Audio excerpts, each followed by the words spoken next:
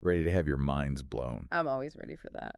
Well, today we're going to dive into the history of AI, Oh, cool. but not like the silicon and algorithms kind of AI. Okay. We're going way back, How way back? like ancient myths back. Wow. Okay. It's crazy how long humans have been thinking about this stuff. It really is like this idea of creating artificial life. Exactly. And it's not something that just kind of popped up like Right. in the Middle Ages or something. Right. It's woven into some of the earliest stories we told ourselves. Hmm. Like, take the ancient Greeks. Okay. They were obsessed with artificial beings and creations. Really? I always thought Greek myths were more about Zeus and all that. Yeah. like throwing lightning bolts, Yeah. battling monsters. Yeah, they had all that. Okay. But they also had this whole other layer of mythology about, Artificial stuff. crafted beings. Hmm. And the key figure in all of this, Is that?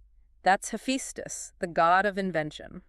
You can think of him like the Tony Stark of ancient Greece. Okay, the ultimate craftsman. Exactly. He Yeah. built all the cool stuff for the gods. Like what kind of stuff? Everything, palaces, weapons, their chariots. Wow. But what's really interesting, Make that. he also made artificial beings. No way. Oh, yeah, and one of the most famous is Talos. Talos, who's that? He was this giant bronze automaton. Wait, a robot. Yeah, basically, built to protect the island of Crete. A giant bronze robot. Uh-huh, imagine that. That's straight out of like a sci-fi movie. I know, right? He would march around the island Wow. 3 times a day, Really? hurling boulders at enemy ships. Oh my God. Like a giant security system. So this is like 700 BC. Yeah, around then. That's incredible that these ideas were already around back then. It really is. Like, how did they explain how this thing worked? Yeah, was it just magic? Well, they did attribute his creation to Hephaestus, of course. Okay. But there's this one detail that's really interesting. What is it? The myth describes Talos as having a single vein Okay. running from his head to his ankle, Mm-hmm. and it carried this mysterious ichor. Ichor. It was like the lifeblood of the gods. So not pure magic then. Right. They had this concept of a power source. Almost like how we think about AI needing energy or data, Exactly. Like they were already trying to grapple with these ideas. like how to make something inanimate. Yeah, give it intelligence or agency. That's wild. So this Talos, did he have like a weakness? You mean like an off switch? Yeah, something like that. Well, he had a single weak point, a bolt at his ankle, Okay. and if it was removed, What would happen? the ichor would drain out. So he would basically shut down. Exactly, like the classic Achilles heel. Wow, even in these ancient myths, Right. this idea that even the most powerful creation can have vulnerability. And that fear of losing control, of things going wrong. It's like a theme that echoes through history, Oh, absolutely. all the way to our anxieties about AI today. It makes you wonder, were the ancients Yeah. already thinking about the ethics of creation? Even with these bronze beings, not silicon. Right. It's fascinating. It really is. So Talos isn't the only one, though, right? Oh, no, not at all. What other surprises are hiding in these myths? Oh, we've got plenty more to uncover. Okay, I'm all ears. So we've talked about a giant bronze robot. That's right, Talos. Yeah, let's move on to something a little bit, Different. different and maybe more unsettling. Oh, okay. I'm intrigued. What is it? Well, Hephaestus also created Pandora. Pandora. Yeah, Like Pandora's box. exactly. Pandora's box. Oh, wow. I remember that story. Yeah, it's a classic. But wasn't it just like she opened a box? And all these evils came out, yeah. That's how I remember it. Right, but that's kind of the simplified version. Oh, really? If you go back to the original Telling.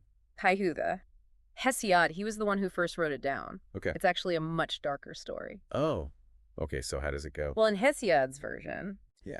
Pandora isn't just curious. Okay. She's actually created with a specific purpose. Like on purpose. Yeah, to mess with humanity. That's kind of messed up, right? She's given this jar full of evils. Evils, like what? Diseases, strife, all the bad stuff, basically. And she was made to unleash them. It was her whole mission. That's so different from how I remember it. Yeah, most people just think she was curious. You're right, just made a mistake. But no, it was intentional chaos. So it's not really about human weakness then. Not in the original version, no. It's more about a being created for a bad purpose. Exactly. And it raises all sorts of questions. Like what? Well, like the ethics of creation, Oh yeah, that's a big one. especially the unintended consequences. Even if the creator has good intentions.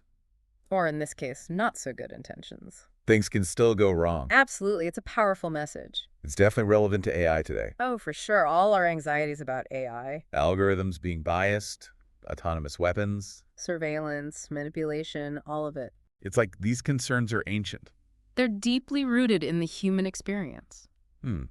It makes you wonder if Hephaestus was around today.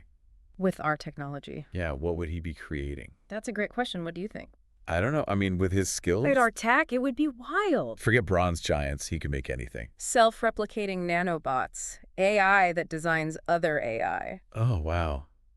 That's a bit scary to think about. It is, and it kind of brings us back to something. What's that? This idea of hubris. Hubris. Yeah, excessive pride, arrogance. Like thinking we're better than we are. Exactly. The Greeks believed that led to downfall. And they had a lot of myths about it. Oh, tons. Warnings against playing God. So are you saying that creating artificial life, Could be seen as hubris, like trying to transcend our limits? and maybe even challenge the gods? That is a thought-provoking idea. It really makes you wonder about our motivations. With AI, yeah. Are we just trying to improve the world? Or is there something else going on? Some pride, maybe a desire to prove ourselves, It's like we want to become the new Hephaestus. forging our own destiny with technology. But are we making the same mistakes? That's the big question, are we? I'm starting to see the bigger picture now. It's not just about the tech itself. It's about how we approach it. Recognizing the potential for both good and bad. And being careful, humble, responsible. Exactly. We're not just making tools. It's more than that. We're creating beings that could change everything. The world, humanity, our future. It's a huge responsibility. I'm starting to feel the weight of that. It's a lot to consider. This has gotten really deep. I know. It's amazing how these ancient stories... Can be so relevant to us today. It's like they were written for this moment. And we haven't even talked about everything yet. Oh no, not even close. There's more. Hephaestus was a busy guy. Okay, tell me more. I'm ready. So there's even more of these artificial beings. Yeah, more creations from Hephaestus. This guy was like a one-man AI factory. I know, right? It's like he was obsessed with making these things. So what else is there? I mean, we've got a giant bronze robot. Right. Talos. We have Pandora and her box of trouble. Yeah, all sorts of chaos. What else could there be? Well, how about some golden handmaidens? Golden handmaidens. What, like statues? No, not statues. These were actual beings. Like alive. In a way, yeah. The myths describe them as being intelligent, capable, even beautiful. Beautiful robots. Not robots, exactly. More like, I don't know. Like what? Prototypes for AI assistants, maybe? What, like Alexa or Siri? Yeah, think about that. Ancient Greek Siri, that's hilarious. But it's also kind of amazing, right? Yeah, it is kind of amazing. This idea of a helpful AI companion. It's thousands of years old. It really is. It's like these desires, anxieties we have about AI. They go way back. Yeah, it's deep in the human experience. All these questions we're asking today. About technology, consequences, intelligence. They've been around forever. People have been wrestling with this stuff for ages. It's like we're all connected by these shared anxieties. Yeah, feels about creating control. Powerful forces, yeah. And it brings us back to this idea of responsibility. Responsibility. Yeah, in these myths. Okay. The creators are often held accountable Oh, interesting. for what their creations do. So like Talos going on a rampage. Right, yeah, and Pandora unleashing all that bad stuff. There are consequences. Actions have consequences for everyone. So it's not just about building cool stuff. I know, it's about thinking about the impact. Long-term impact, yeah. What could go wrong, the ethics of it all. That's a lot to consider. It is, but it's important. So we need to be careful, thoughtful. We have to be more than just inventors. We have to be stewards, you're saying. Yeah, stewards of the technology. Guiding it in the right direction. Exactly, because this stuff is powerful. It can change the world. And we can't just unleash it and hope for the best. We have to take responsibility. For what we create, yeah. That's a powerful thought. It is, and you know, these myths, they remind us that we're not infallible. Right, we make mistakes. We have good in us, but also bad. That's a delicate balance. Especially with AI. It really is. Wow.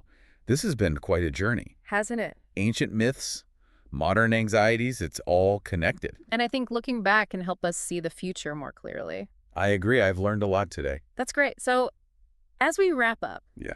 what's the one thing you want listeners to take away? I think it's this. The future isn't set in stone. Right, we have choices. The decisions we make, the values we prioritize, It all shapes the world of tomorrow. And I think if we learn from these old stories, Those warnings, those lessons. we can create a better future. With AI, with everything. So on that note, Yeah. one last question for everyone listening. Okay, hit him with it. If the ancients were worried about AI, Thousands of years ago. what should we be thinking about today? What question should we be asking? The conversation is far from over. That's true. Thanks for joining us. Thanks for having me. On this deep dive into the ancient world of AI. It was a blast. Until next time, keep exploring, keep questioning, and most importantly, Who's that? keep those minds buzzing. I will.